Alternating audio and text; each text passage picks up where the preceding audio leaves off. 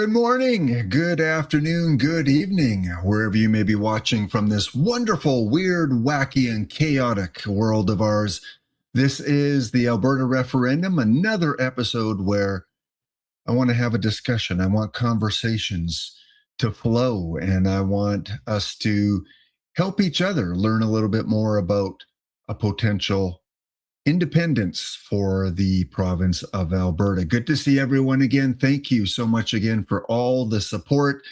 I know some of you are coming to the channel today and going, Glenn, what's up? I thought you were on our side. I thought you were in support of Alberta's independence. What is this subcaption you have on your video? Well, again, you know, right from the beginning when I started this channel, I said, I want to hear from both sides. I want to learn as well. I don't have all the answers. I never professed to have all the answers. And this is a very controversial, a very difficult issue that we're all going to have our input in come October. Maybe the most important political decision we've had in our life coming up in October. And I want to have this conversation. I want to learn more from both sides. Yes, I've already said that I am in favor of a referendum. I've said that regardless of whichever side you're on, you should want a referendum so that you can have your say in this democracy. And at this point, I am in favor of Alberta independence. From what I know, from growing up and experiencing a lot of things that many of you have as well, this is a chance. This is an opportunity. However, at the same time, I want to hear from the other side. I want to hear constructive feedback in terms of potential problems of an independent Alberta. And I want those that are in favor of independence to rebut against some of the talking points that those that are not in favor might have.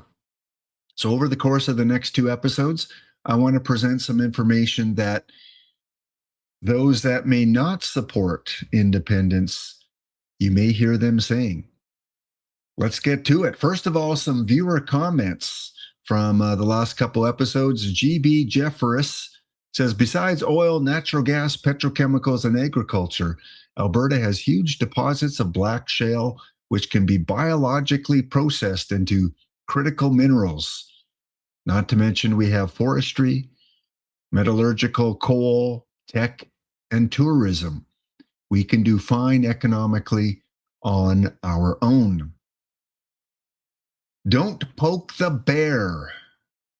Says the Constitution will never be reopened under Liberal rule because if it's reopened, Liberals will have to admit the West is where true leadership and power resides. One of my favorites was Maple Buds. I remember those, the Maple Bud candies.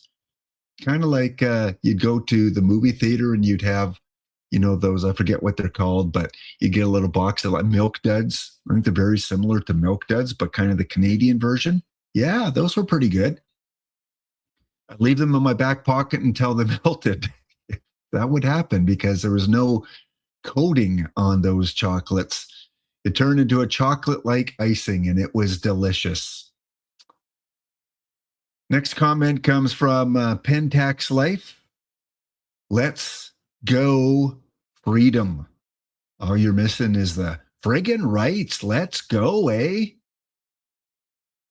Jane Doe, thank you, Jane Doe, for a lot of comments over the course of the last few videos. Coffee Crisp, 100%. I mentioned it was my favorite chocolate bar. My grandkids have to hide them from me at Halloween. Oh, I think I would be able to find them. I could smell it a Coffee Crisp anywhere in the house. You can have the Smarties, you can have the licorice, you can have those Halloween toffees. Ugh, I don't like anything toffee. Kids, by the way, if you're young, you may enjoy toffee now, but when you get older, unless it's a Werther's, showing my age. And from Peg says, I am 78, so I appreciate slow. Thank you. If you don't know what that means, watch the first part of the last episode. Welcome in. Any other comments here? Oh, yes. I've referred to Soft Whisper as my co-host because I've shown a lot of Soft Whisper's comments. Soft Whisper says, LOL, your co-host here again. You're absolutely right. About 3 to 4 years ago, I'm on my way back home with my brother. He asked me about why I was 100% for independence. Towards the end of our drive home, he said, whoa, brother. I only wanted a drink from the water hose, and you've opened up the firehouse, and I'm drowning. I backed off since then and learned that a water hose is better to help people understand different aspects. Keep it simple. Yeah, keep it simple. And that goes on both sides of the issue.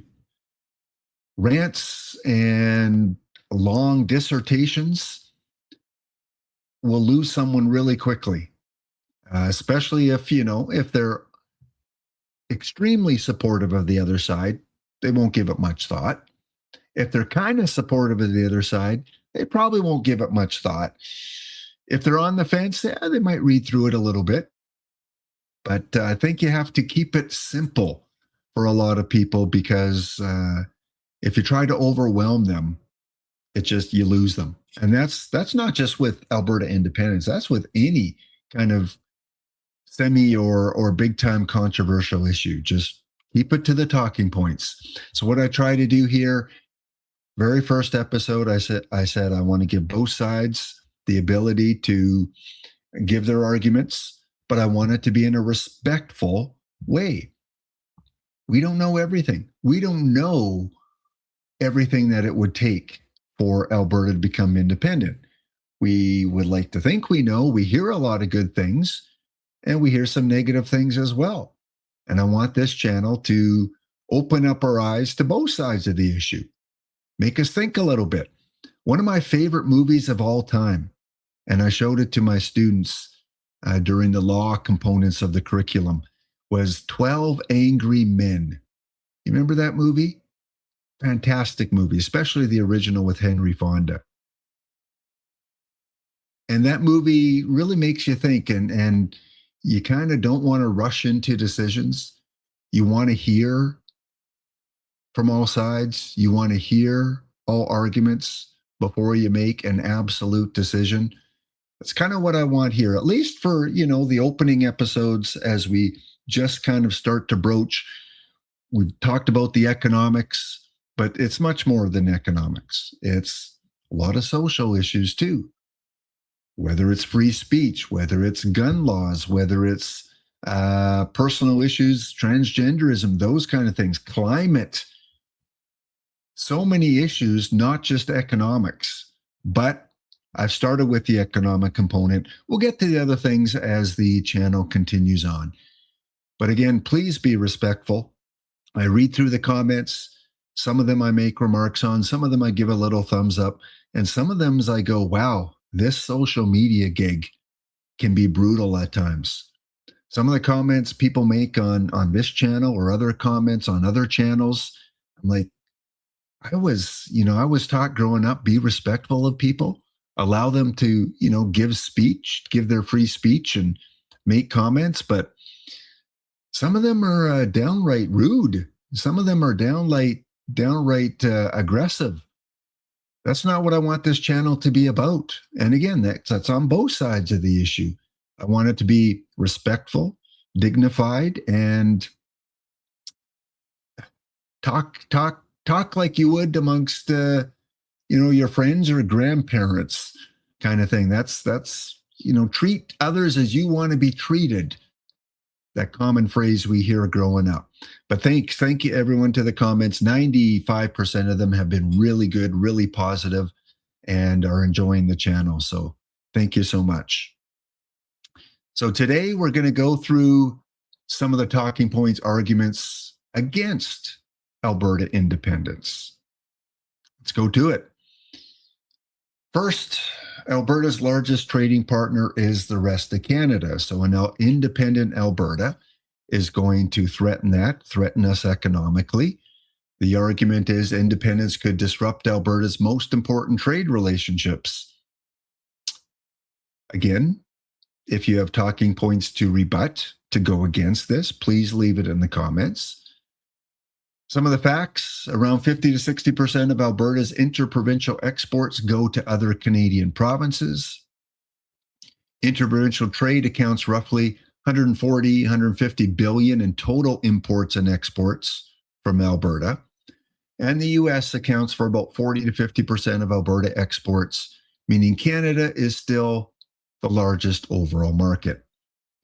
So an independent Alberta could extremely threaten relations we have with other provinces in Canada. Maybe they can be worked out, maybe they can't be worked out. You have to remember, too, that trade relationships are always fluid. They're not set in stone. It really depends on goals of other countries that you're trading with. It depends on which political parties are in power in those said countries. Your best trade partner today could be your fourth trade partner tomorrow. It really depends on a bunch of different factors.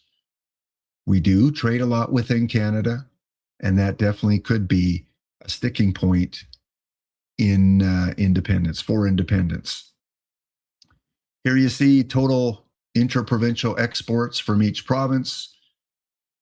Alberta, number 3 there, again, approximately 70 billion in exports. Does that all disappear? Are other provinces going to stop trading? Well, I think a big part of that is, what are our trading rules? Do we have taxes? Do we have, strict limitations on what can come into the province? That is going to be up to the government at hand to decide what our trade rules are. It's not going to go to zero. Absolutely, it's not going to go to zero. We're not going to have all the other provinces and territories shun us just because we reached independence. May go up, may go down. That's one of the unknowns. Anyone that thinks they have all the answers, you're wrong. We don't have all the answers. A lot of this is going to be day by day, work things out as they come, which is very dangerous, very risky. But on the other hand, could be very rewarding. This issue, Alberta Independence, the most important political decision you will have to make in your life. And the more information, the more facts, the more details you can have. And I only am trying to do my part. Let's go on to number 2. Alberta benefits significantly from federal transfer programs. Even though Alberta doesn't receive equalization, it still gets major federal funding. Federal government spends roughly $56 billion per year in Alberta through programs and services. Some of the major services include transfers to the health system, about $6 to $7 billion annually, and roughly about $2 billion to the social transfers. Looking close to $10 billion coming in from the federal government to help programs in Alberta. Federal programs such as pensions, EI, defense spending also bring billions into the province. Those that are opposed to Alberta's independence, one of the big talking points is, who's going to pay for this? Where's the money going to come from? Can Alberta support themselves? When you start up a business, often you have to go into debt at the very beginning. You have to put forward a lot of money to get the business operated. A lot of investment, a lot of infrastructure.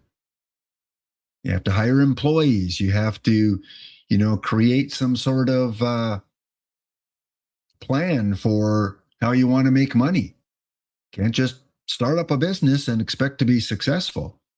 I would think it's probably extremely similar becoming your own nation state, where you have to invest a lot of money and thought to achieve success. Again, a talking point of those against Alberta Independence. Again, here we see just some of the numbers associated with losing some of that federal transfer money. Talked about the health transfers, the social transfers, zero again from equalization. EI, close to $3 billion per year. 6 to 8 billion in terms of OAS, 10 to 12 billion in terms of the CPP, and other programs as well. That is the cost of becoming an independent country. If you support Alberta independence, should we have to worry about this? Can we make this up? Let's go on to talking point number 3. Alberta would likely inherit a large share of Canada's national debt. Yes, Canada and Alberta, for that matter, currently in debt, like many countries of the world.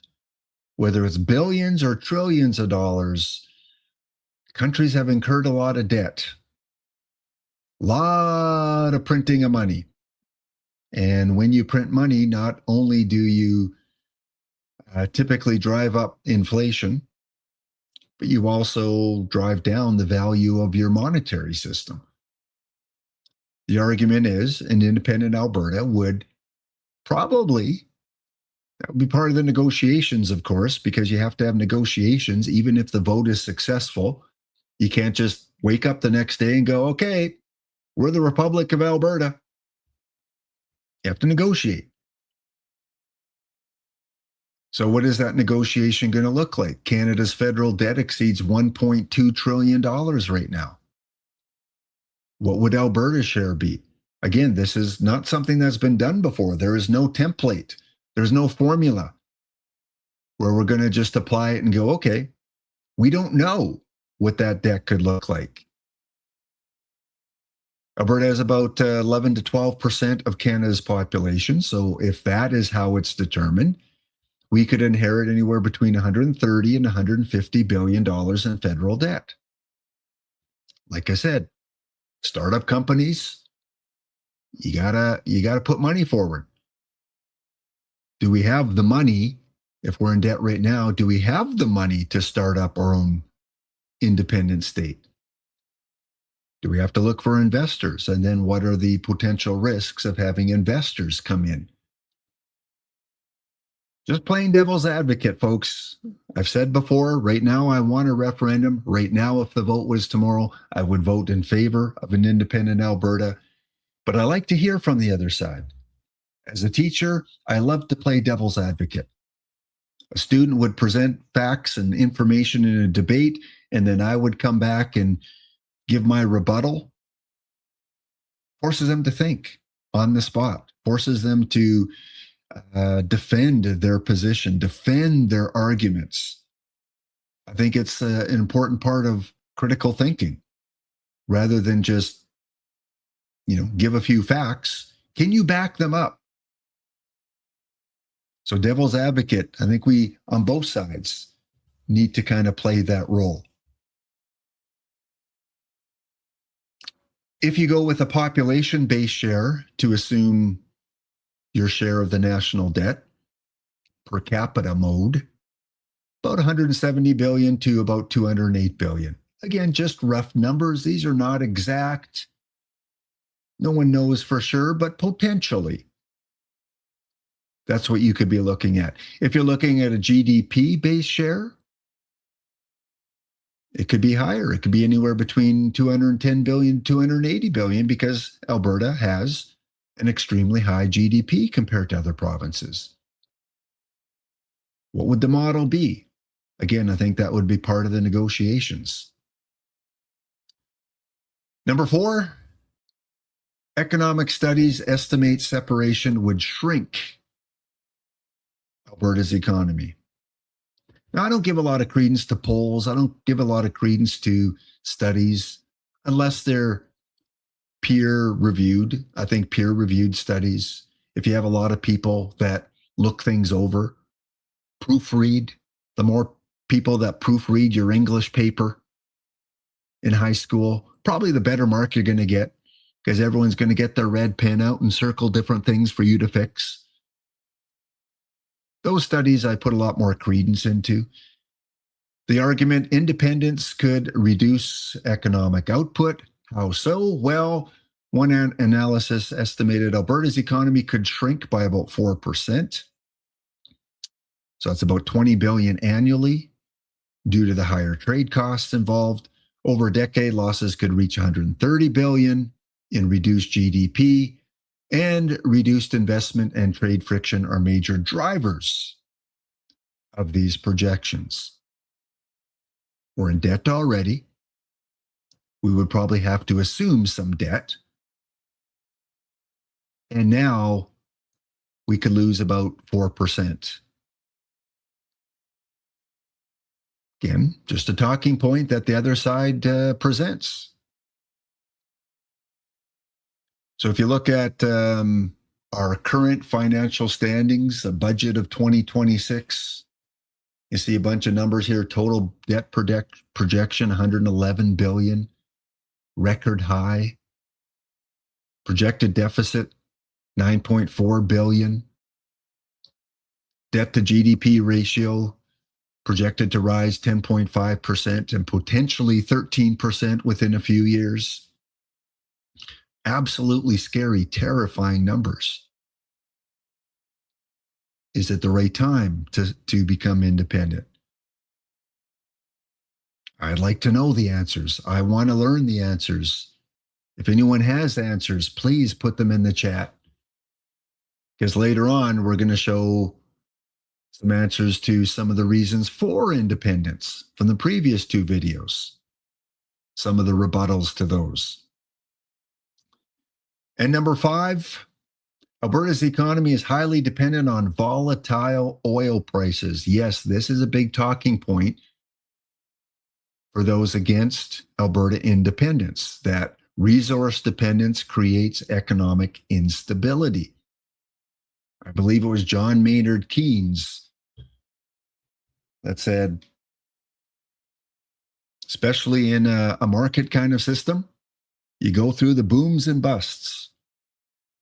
Well, we have historical evidence of that in Alberta. Whether it's the early 1980s, the 1990s, the 2000s, we have gone through the boom and bust cycle a few times. And when booms are happening, oil prices are probably up, and the Alberta economy is healthy. We've seen that in the Ralph Klein days a bit. We saw that with, citizens of Alberta getting checks. I believe it was $800 because the economy was so strong. Alberta's debt was paid off. But when oil prices are low, I saw a comment, someone said, Danielle Smith, I don't know if it's verified. I'm assuming it is. But Danielle Smith came out and said that for every dollar that oil prices drop below 50, it's a loss of, I forget if it was $1 billion or $2 billion. So oil prices really dictate a lot of Alberta's current economic prosperity. 25 to 30% of Alberta's GDP is oil and gas. We all know that. It's no secret. And prices are going to fluctuate. Revenues are going to fluctuate. Now, geopolitical situations in the world right now may look good for Alberta. Oil is, close to $100, more than $100 per barrel. I'm recording this on Sunday, March the 22nd.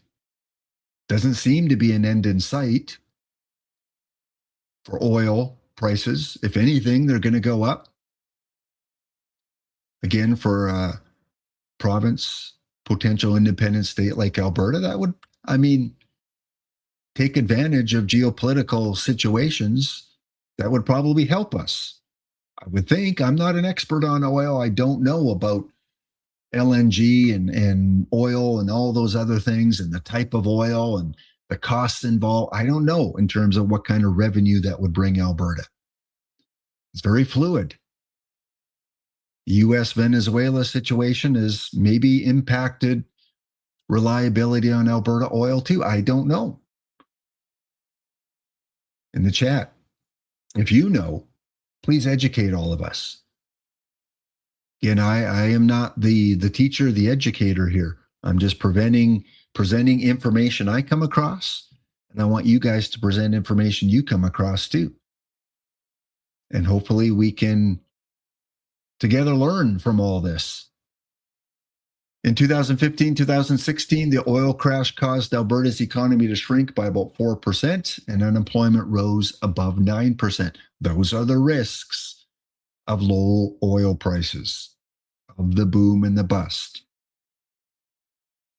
Personally, in my opinion, if we have a government in an independent Alberta that we can count on, that is fiscally responsible, that is willing to put pennies in the piggy bank for that rainy day, I think it's manageable in terms of this talking point, in terms of the volatility of oil.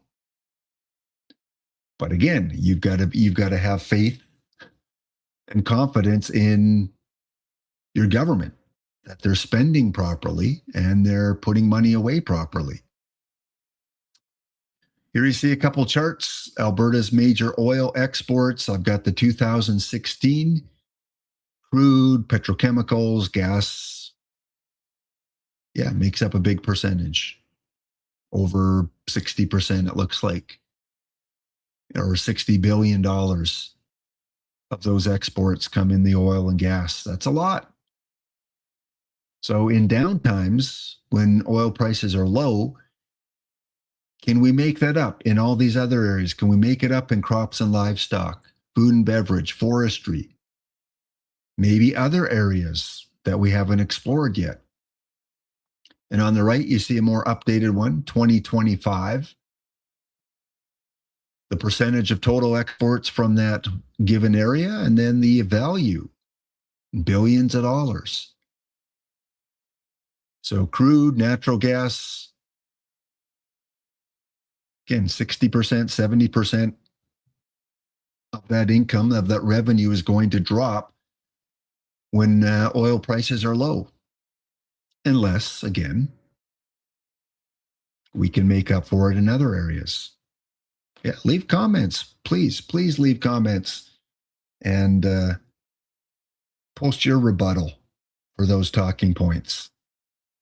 Again, I do want to give some time to the people that are against Alberta independence.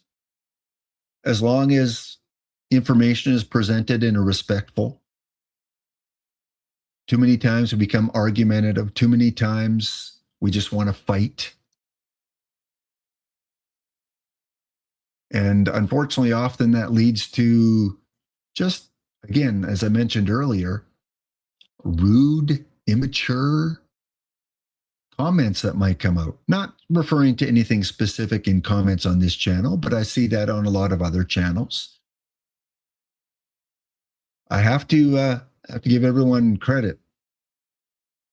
I've not had to delete a post yet. I really don't want to delete posts, unless they're highly offensive or targeting members of the community or myself in an unfair, unjust, hateful way. Riley says, Albertans talk about federal taxes. You all seem to forget Canada gave Alberta control of 11 trillion of resources. Again, I haven't done the research. I don't know.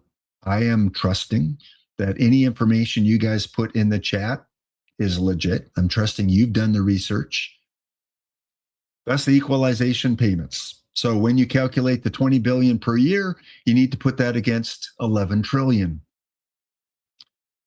There's an easy way to negotiate this. Give the resource control back and then keep your federal money. Simple.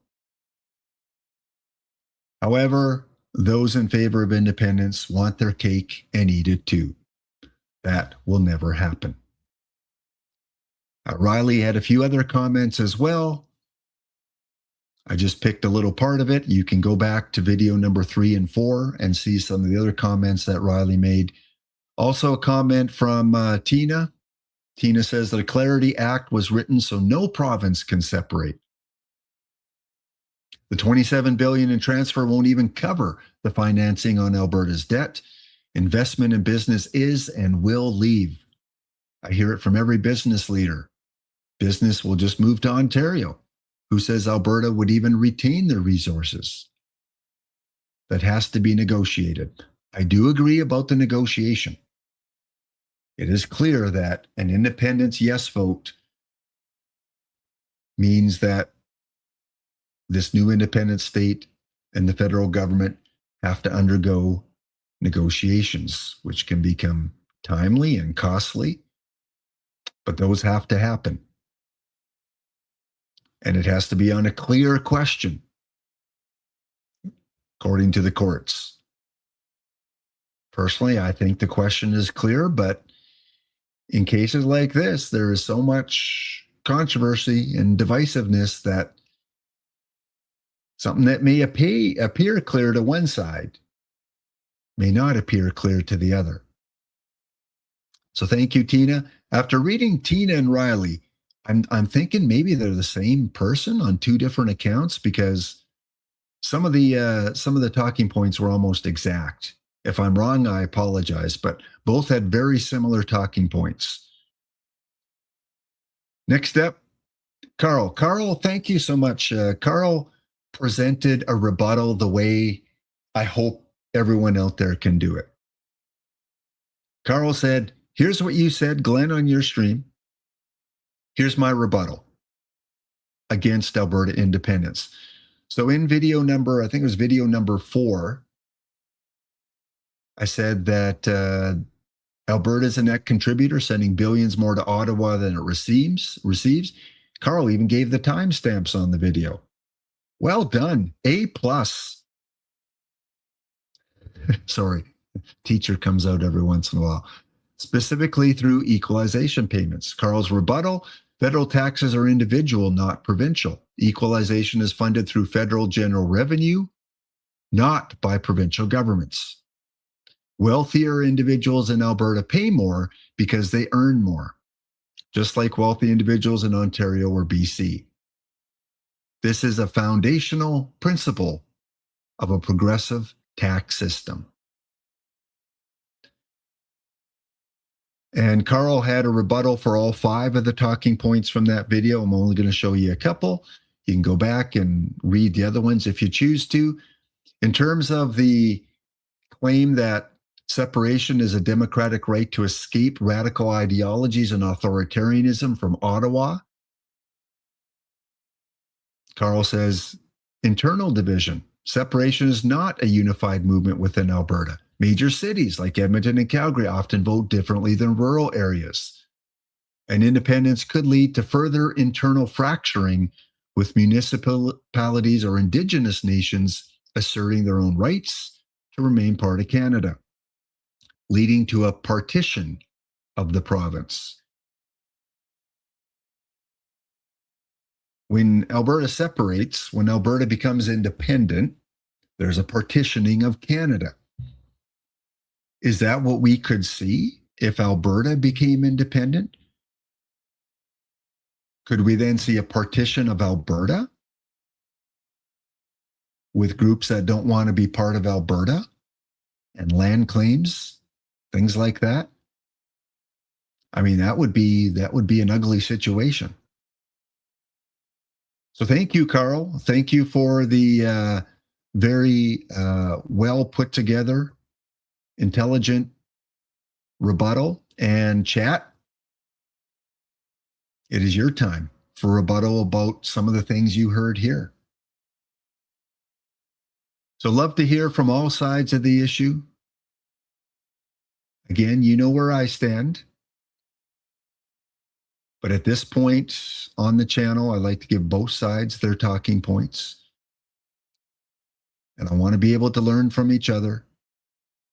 I want people to have information to make a clear, well-informed decision. And I really encourage, if you are against Alberta's independence, please attend some of these town halls.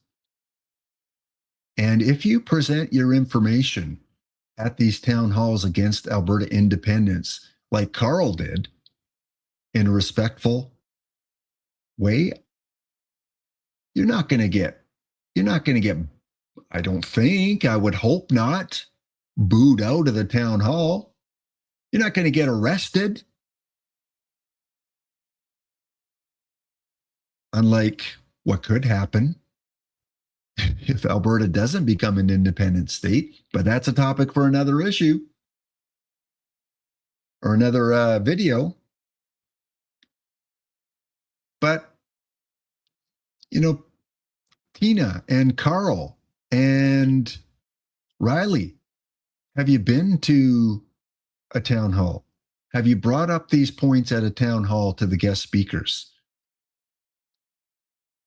I've heard the guest speakers at the town hall encourage the other side to come out and to ask questions, that they would love to answer questions from those against Alberta independence. There's your chance. And if you have been, what was your experience like? I hope your opinions were respected and valued. Go check out stayfreealberta.com, the Alberta Prosperity Project.com. Seems to be the two biggest organized movements for Alberta independence currently right now. Over 282 signing locations in October. Very good chance you will see this as a referendum question. Do you agree that the province of Alberta should cease to be part of Canada to become an independent state? And if you want to attend the town halls, some of the upcoming ones in Calgary, tomorrow, March 24th, at the 91 Commercial Court, Calgary, Alberta, at 7 p.m., there'll be a guest speaker. On March 28th, Saturday, there'll be petition signing from 1 to 9 p.m. in Edmonton. I can't pronounce it. Caernarvon Community Hall, 118th Street, 148th Ave. And there'll be a guest speaker at 7 p.m. And if you're in the Morinville area, on Sunday, March 29th, the guest speaker at 7 p.m., petition signing from 6 to 10 p.m. Go out, have your voice heard on both sides of the question. Many other places you can have your name put on the petition. Go check them out as I end off the video. My name is Glenn. I am a proud Canadian and an even prouder Albertan. Love you all. Thank you for your comments. Go Coffee Crisp. We'll see you next episode.